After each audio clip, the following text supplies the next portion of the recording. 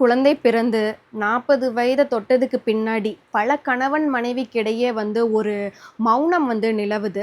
ஒண்ணா தான் வந்து ஒரே வீட்ல வந்து இருப்பாங்க. ஆனா, அவங்களுக்குள்ள பேசிக்கிறது அப்படின்னு பார்த்தோம்னா ரொம்ப கம்மியாயிரும்.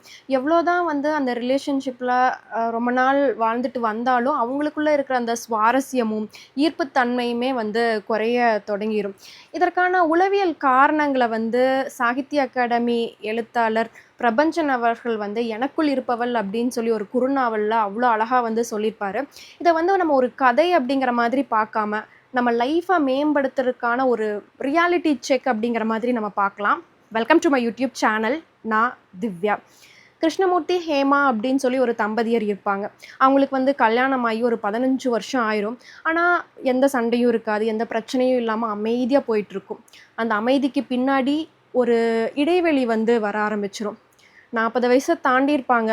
கிருஷ்ணமூர்த்தி அவர்கள் வந்து அழகா இருக்கணும். நரைமுடிக்கெல்லாம் வந்து டை அடிக்கணும். யங்கா வந்து வெளிய பார்க்குறவங்க ஃபீல் பண்ணணும் அப்படிங்கிற மாதிரி நெனப்பாங்க.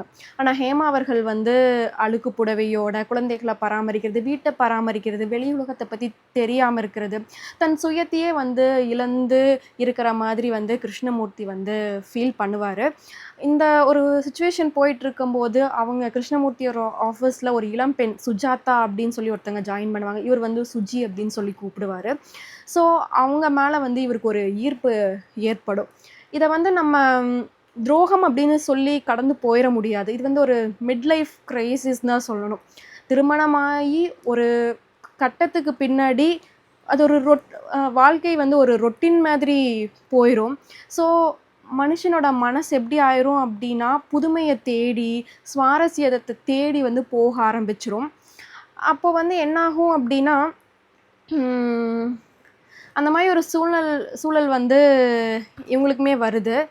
அத வந்து பிரபஞ்சன் அவர்கள் இந்த இடத்துல வந்து அழகா சொல்லியிருப்பாரு.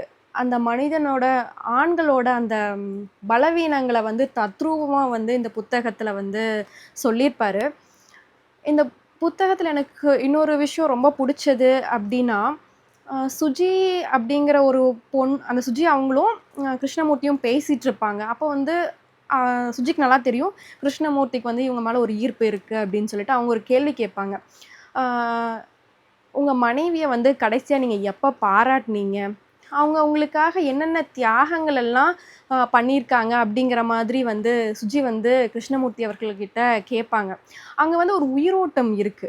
ஏன் அப்படின்னா, நம்ம ஃபேமிலில நெறைய நேரத்துல வந்து நம்ம கூட இருக்கிற அந்த பார்ட்னர கொண்டாடுறதில்ல.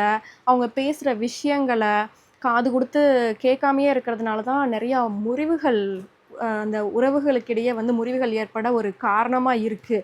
ஸோ, அந்த கேள்வி கேட்கும்போது, அங்க ஒரு ஆத்மார்த்தமா இருந்த மாதிரி இருந்துச்சு. பிரபஞ்சன் கிட்ட புடிச்ச ஒரு விஷயம், அழகான ஒரு விஷயம் அப்படின்னு சொன்னோம்னா, இவங்க நல்லவங்க, இவங்க கெட்டவங்க அப்படிங்கிற மாதிரி சொல்லாம, மனிதர்களுடைய பலவீனத்த வந்து அழகா கண் முன்னாடி வந்து காட்டியிருப்பாரு.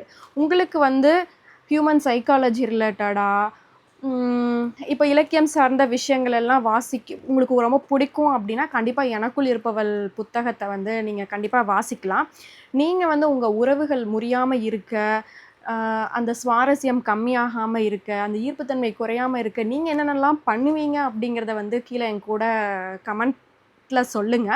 இந்த வீடியோ பிடிச்சா லைக் பண்ணிக்கோங்க. இதுவரைக்கும் சேனல வந்து சப்ஸ்கிரைப் பண்ணலன்னா, சப்ஸ்கிரைப் பண்ணிக்கோங்க. வேறொரு வீடியோல சந்திப்போம். Thank you.